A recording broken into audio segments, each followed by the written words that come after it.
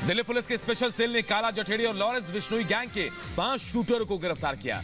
शूटरों से पुलिस ने हथियार भी बरामद किए। चुनाव की तारीख के ऐलान से पहले पीएम की ताबड़तोड़ रैली। पीएम आज हरियाणा के दौरे पर रहेंगे। पीएम यहां से कई राज्यों के लिए 1 लाख करोड़ रुपए की 112 राष्ट्रीय राजमार्ग परियोजनाओं को उद्घाटन और शिलान्यास करेंगे। पीएम मोदी हरिद्वार का एक्सप्रेसवे का करेंगे उद्घाटन। दोपहर 12 बजे NH48 से बजखड़ा बॉर्डर तक 19 किलोमीटर लंबे एक्सप्रेसवे को देश को समर्पित करेंगे। पीएम मोदी द्वारका एक्सप्रेसवे पर 18 किलोमीटर लंबा रोड शो भी करेंगे। उसके बाद वो रैली स्थल पर पहुंचेंगे। गुरुग्राम में 10,000 करोड़ की से ज्यादा से बन रहे द्वारका एक्सप्रेसवे का तोहफा देंगे। दिल्ली में सशक्त नारी विकसित भारत कार्यक्रम में शामिल होंगे पीएम मोदी। 1000 नमो ड्रोन दीदियों को ड्रोन सौंपेंगे पीएम। नमो ड्रोन दीदियों द्वारा कृषि ड्रोन का प्रदर्शन भी देखेंगे। देश भर से आई 300 ड्रोन दीदियां पीएम मोदी से अपने अनुभव भी साझा करेंगे। तो वहीं पीएम मोदी लखपति दीदियों को भी सम्मानित करेंगे। कल गुजरात और राजस्थान के दौरे पर रहेंगे पीएम मोदी। 85,000 करोड़ की विकास योजनाओं की सौगात देंगे। गुजरात में साबरमती आश्रम का दौरा भी करेंगे। लोकसभा चुनाव से पहले चुनाव आयोग को मिलेंगे 2 नए आयुक्त। सूत्रों से हवाले से खबर 15 मार्च को शाम 6 बजे प्रधानमंत्री मोदी की अध्यक्षता में बैठक होगी। 2 नए नामों पर मुहर लगेगी। रूस यूक्रेन जंग को लेकर अमेरिकी रिपोर्ट में बड़ा खुलासा। यूक्रेन पर परमाणु हमले की तैयारी में था रूस। पीएम मोदी की दखल पर पुतिन ने बदला फैसला। रिपोर्ट के मुताबिक अमेरिकी अधिकारी ने परमाणु हमले के संबंध में भारत की सराहना की। कहा भारत ने शांति की बड़ी पहल की। भारत और यूरोप के 4 देशों के बीच हुआ free trade agreement. Switzerland, Iceland, Norway और लिechtenstein ने आर्थिक साझेदारी समझौते पर हस्ताक्षर किए। 98% सामानों का बिना टैक्स होगा आयात और निर्यात। प्रधानमंत्री मोदी ने एफ्टा व्यापार समझौते को बताया ऐतिहासिक। अगले 15 साल तक 10 लाख से ज्यादा नौकरियों का मिलेगा अवसर। भारत में $100 बिलियन से ज्यादा निवेश करेंगे 4 यूरोपीय देशों की कंपनियां। एफ्टा व्यापार समझौते के बाद स्विट्जरलैंड से घड़ियां, कृषि मशीनरी, चॉकलेट का बिना टैक्स भारत करेगा आयात। भारत के कारोबारी भी स्विट्जरलैंड, नॉर्वे को बिना टैक्स करेंगे निर्यात। जस्टिस अजय मानिकराव खानविलकर ने लोकपाल के अध्यक्ष की शपथ ली। राष्ट्रपति द्रौपदी मुर्मू ने शपथ दिलाई। यूपी के लखनऊ पहुंचे रक्षा मंत्री राजनाथ सिंह कायस्थ समाज के कार्यक्रम में शामिल हुए।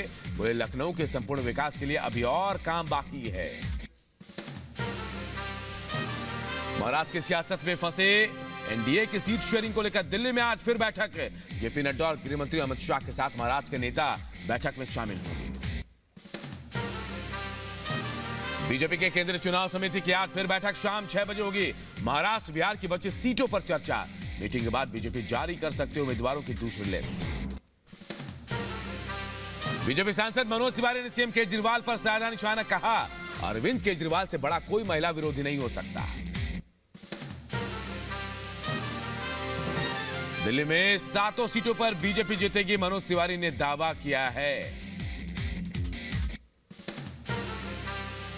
मैं रिपब्लिक भारत से ये शेयर करता हूं कि दिल्ली में इस बार 7 सीटें 60% वोट शेयर के साथ जीतेंगे हम।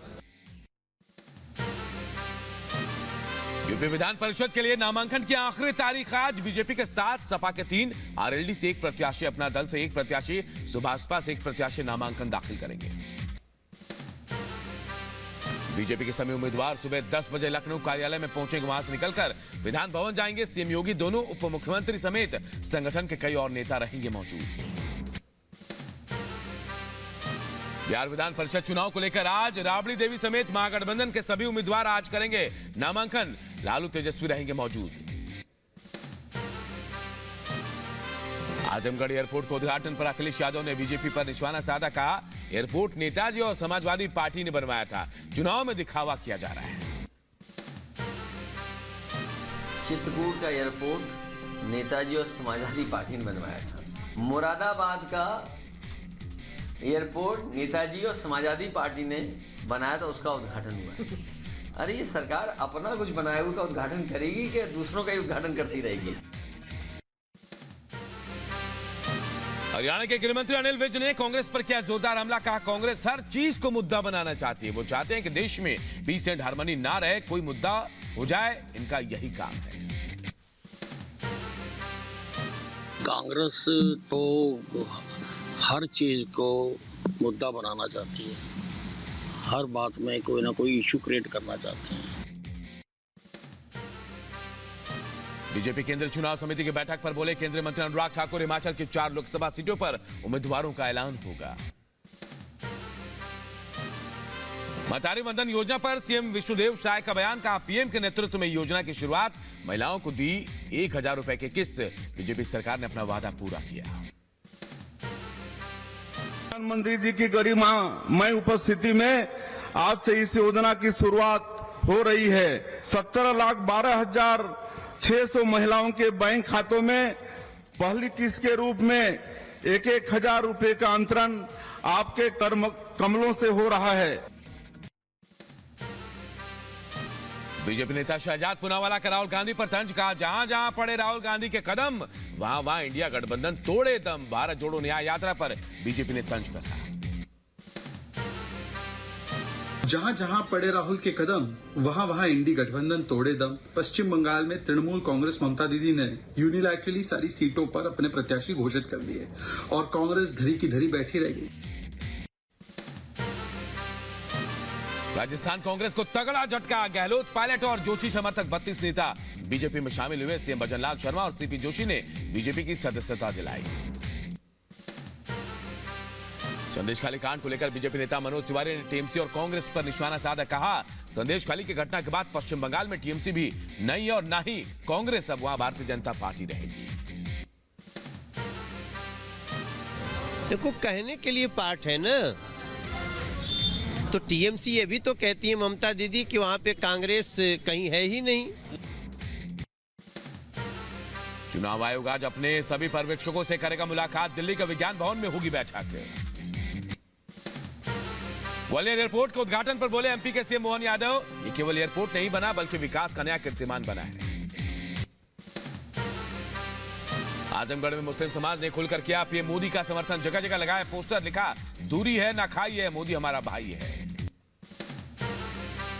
अमेठी और रायबरेली की सीट छोड़ने पर कांग्रेस आलाकमान के खिलाफ वही यूपी कांग्रेस के नेता अविनाश पांडे ने आलाकमान को लिखा पत्र। कहा जानना चाहती है जनता रायबरेली और अमेठी से गांधी परिवार से ही कोई लड़े चुनाव। यूपी कांग्रेस प्रभारी अविनाश पांडे ने की स्वामी प्रसाद मौर्य से मुलाकात। लखनऊ में हुई दोनों नेताओं की मुलाकात। बंगाल में इंडी गठबंधन को झटका। टीएमसी ने लोकसभा चुनाव के लिए 42 उम्मीदवारों की लिस्ट जारी की। बीजेपी ने कांग्रेस पर साधा निशाना। का बंगाल में टीएमसी ने सभी सीटों पर अपने उम्मीदवार घोषित कर दिया। अब राहुल गांधी और प्रियंका गांधी को संदेशखाली मामले पर चुप्पी तोड़नी चाहिए। लोकसभा चुनाव से पहले तेलंगाना में बीआरएस को बड़ा झटका। पूर्व सांसद गिदाम नागेश, सीताराम नायक, पूर्व विधायक वेंकटराव बीजेपी में शामिल। केंद्रीय मंत्री गिरिराज सिंह का इंडी गठबंधन पर हमला। का इंडी गठबंधन ऊपर से फिट, अंदर से मुकामा घाट है।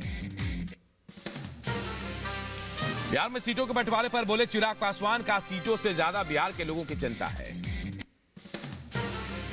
बीजेपी सांसद ब्रजेंद्र सिंह के कांग्रेस में जाने पर दुष्यंत चौटाला ने चुटकी ली। कहा अब हिसार छोड़कर भागेंगे या सोनीपत से लड़ेंगे चुनाव।